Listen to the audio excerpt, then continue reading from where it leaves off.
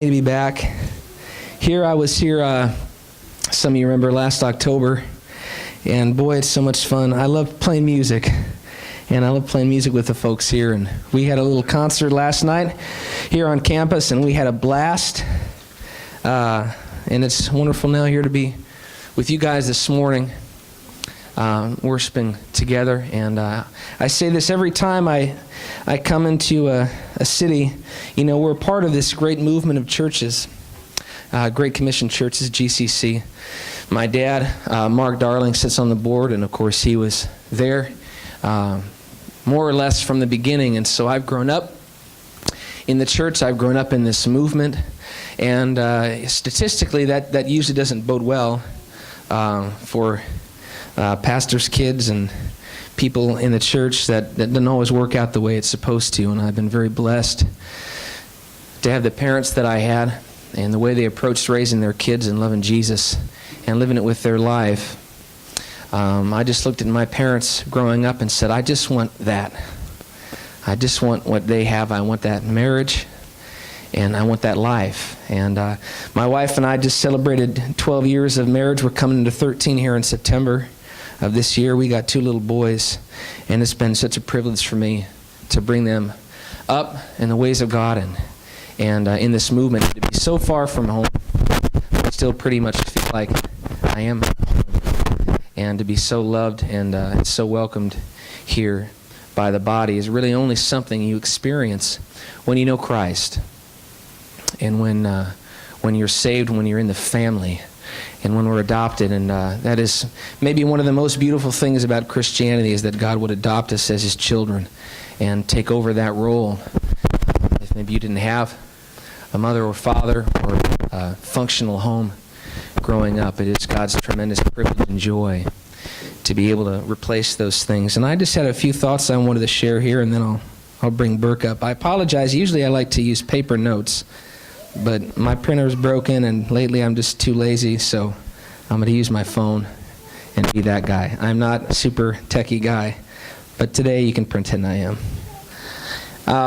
Tyler shared a verse this morning during our little kind of band time, and it's actually very relevant to what I wanted to share today, and it was a verse I'd shared just recently at our house church at The Rock.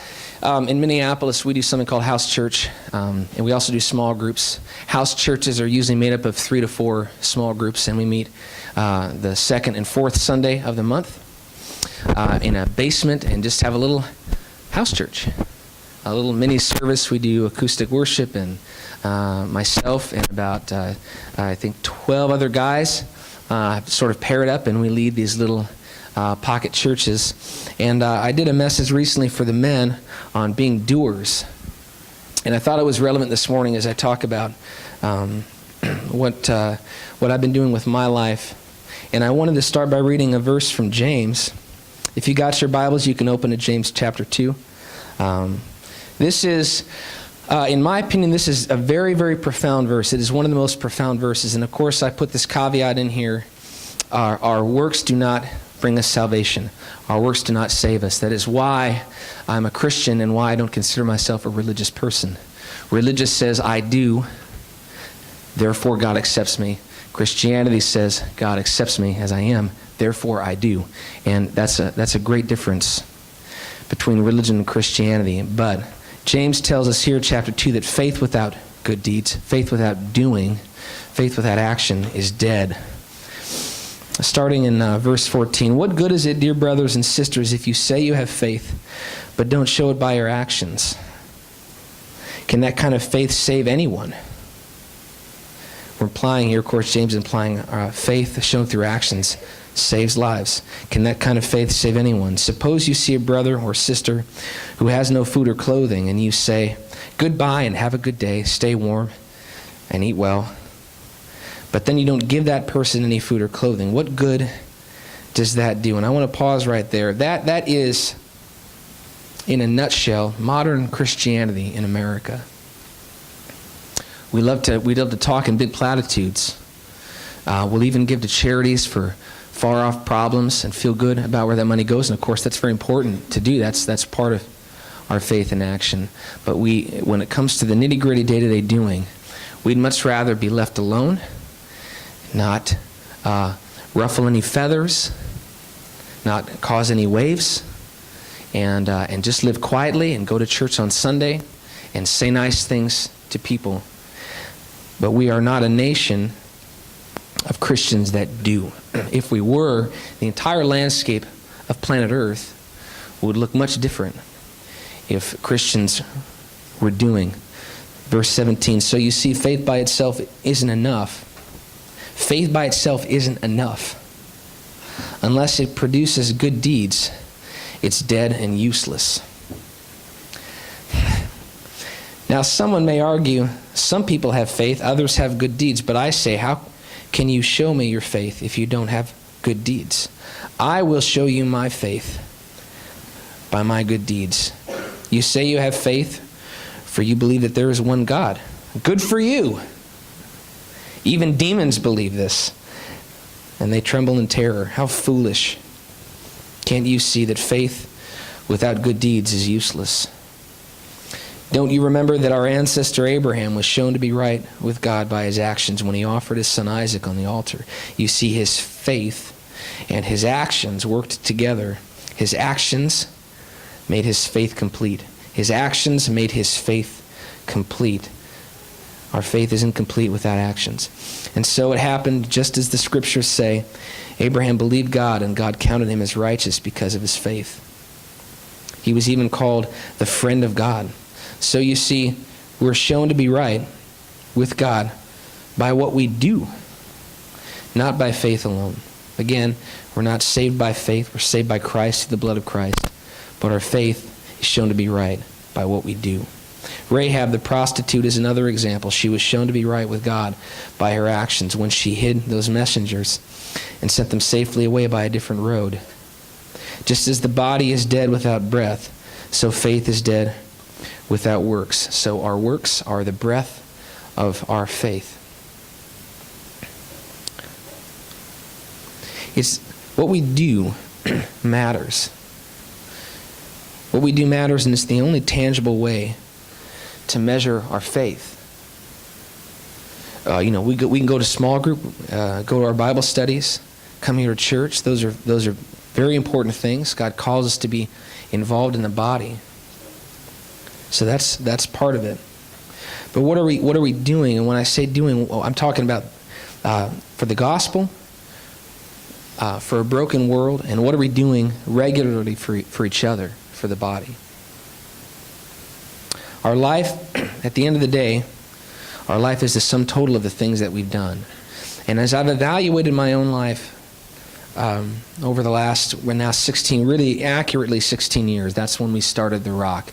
And a great adventure for me began. I would meet my wife shortly after. We would fall in love. And all kinds of horrible things would proceed to happen to us for the next 12 years, 13 years.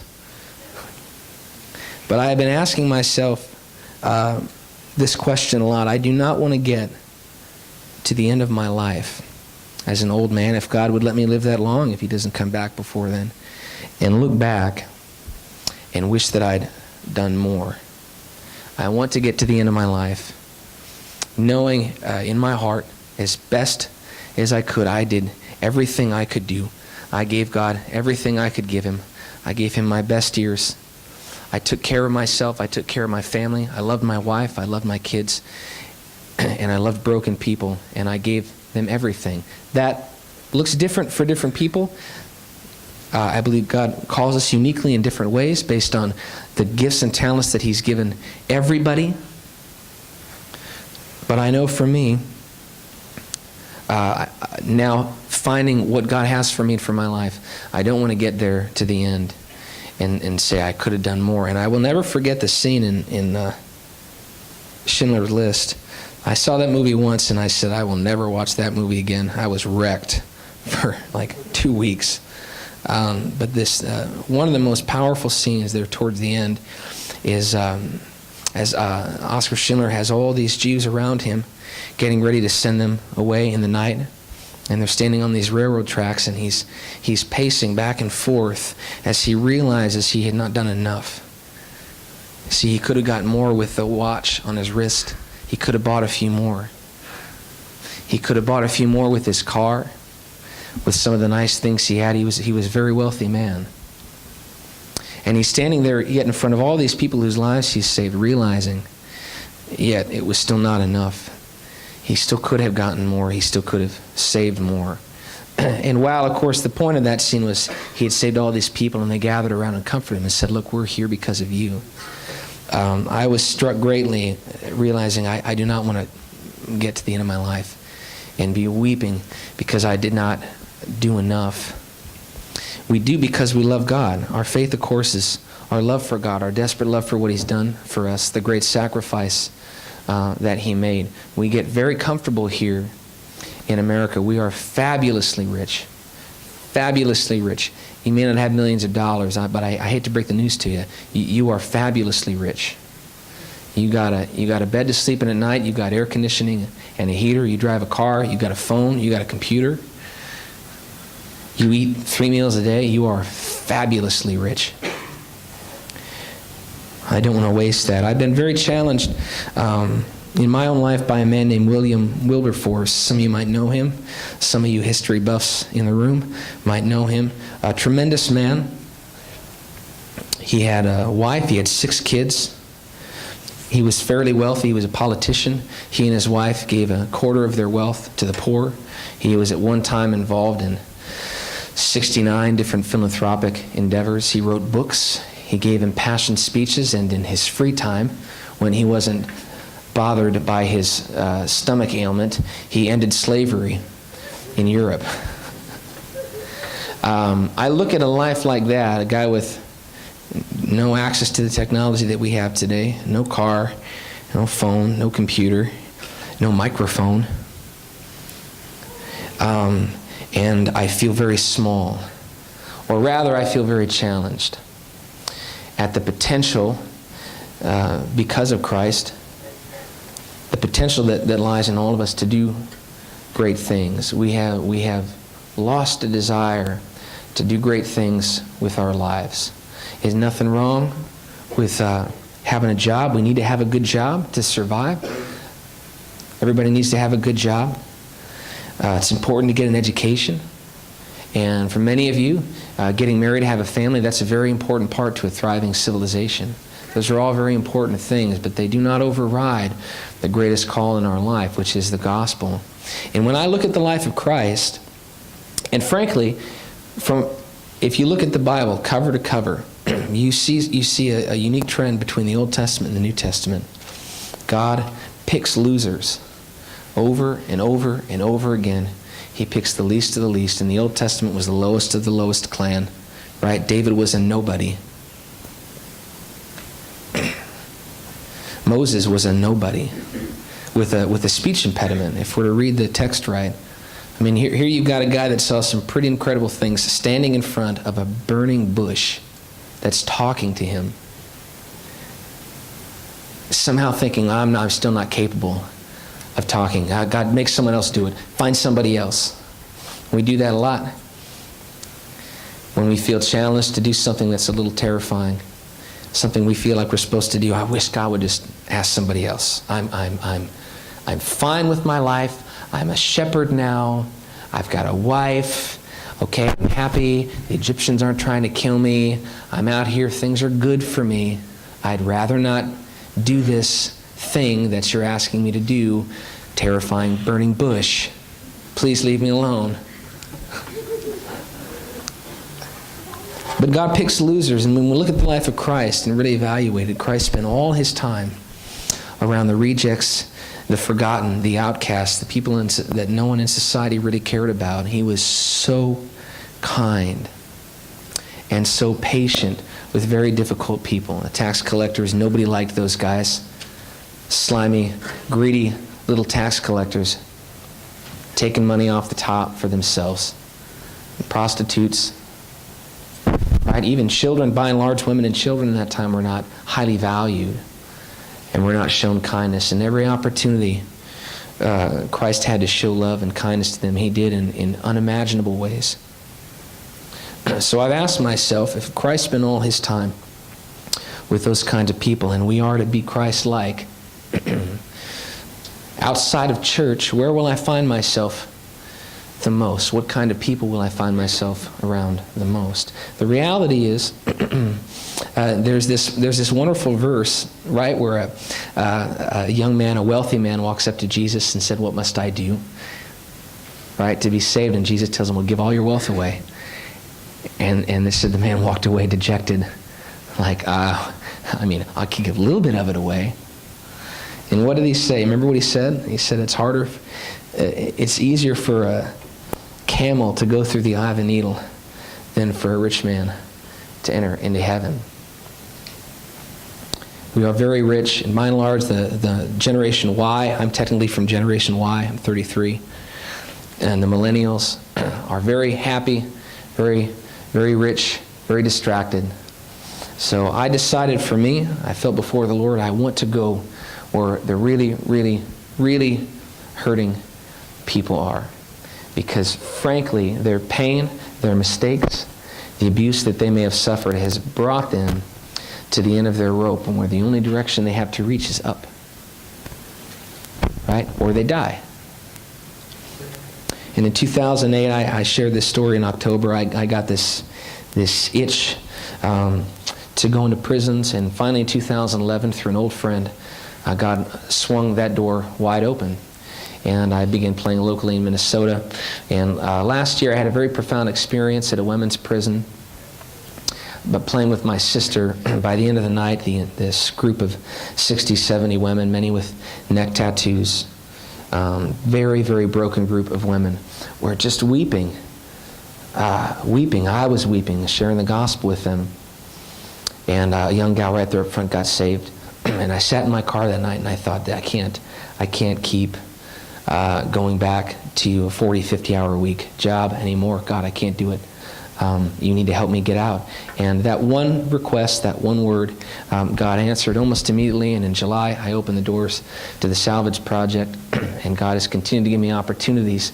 Because of this movement of churches, I can go to 90 some odd cities where we have churches in America and have a warm place to sleep. I'm sleeping at Burke and Barbara's house in this big old bed. They give me total access to their refrigerator. I've driven both of Burke's cars now. Great. They drive really well, brother. The gas is always full. It always fills up the gas tank for me. No questions asked. For the sake of the gospel. And it is a tremendous opportunity I do not take lightly. And I have a privilege of being able to go. Now, it's been 11 states since September. And I shared the gospel with right around 1,200 very hurting people in that time. And that is by the grace of God. There's nothing I've done, but I've realized objectively that's a lifetime. If you put together 100 American Christians, maybe in a lifetime, you'd get to that number. And God's allowed me to do that since September. Sharing the gospel with people that are in very desperate situations. I have heard some of the worst, most disturbing, gut-wrenching, terrifying stories in those last 7 months. I am stunned at the depravity of humanity, what is done to children and how it affects them through their life, what people can survive and somehow continue going on living. But only God can fix those things. Only God can fix them and turn them back out to society as proper humans, as good people, willing to give back and change their lives. And I've told these men and women in these prisons that God is looking for losers. He told Paul, I choose the weak to shame the wise. My power shows best, not well, not decent, not pretty good, but best in weak people. So you here in prison are highly qualified to do something great in the eyes of God. And I think that's a powerful statement. I'm now in the process of raising support as a full-time missionary. God continues to force my hand. In July, my plan was to just sort of slowly transition in. I was given a very generous, large donation by a friend that allowed me to cut back a little on work, and 5 days later, God just took my job away and said, well, no, just go ahead. And I continue to sort of trickle in part-time work, and God just continues to take my jobs away. So if you're interested in what I'm doing and you want to hear more, or you'd like to support, my request has always been, if you will hold the rope, I will descend into the pit. That's the deal I'll make with you until I'm dead. And I would like that to be my job and my life's calling. I know I'm not going to make a lot of money as a missionary, and that's not really the point. I want to be able to be a great husband and a great father first, and with whatever time I have outside of those endeavors, I will give back to Christ and take to hurting people. Music, many of you know this and have experienced this, has a way of saying something in 3 to 4 minutes that can often take hours to express, and I've seen it happen time and time again. In 3 minutes, someone comes to their knees through a song, and I want to continue doing that around the country, connecting these folks in these prisons with our local churches, because once they're saved, well, what happens? It might just be a prison religion, but they might lose it. They might lose their steam, not their salvation, but they might lose their steam. I want to give them a face, and when I go into these prisons, I'm bringing in men and women from these churches and say, remember this face, because when you get out, they'll be waiting for you. A church, a car, food, and help, because when you get out of prison, you can't get a car, you can't get a loan, a bank account, apartment. If you've burned every bridge, and a lot of them have, you're just thrown back out on the street. You got to go back to that black book, the guys you've been doing drugs with, the girls you've been sleeping with, and hope you find your way again. And it doesn't happen for a lot of them. The church should be taking these men and women with open arms every time, and they're not doing it.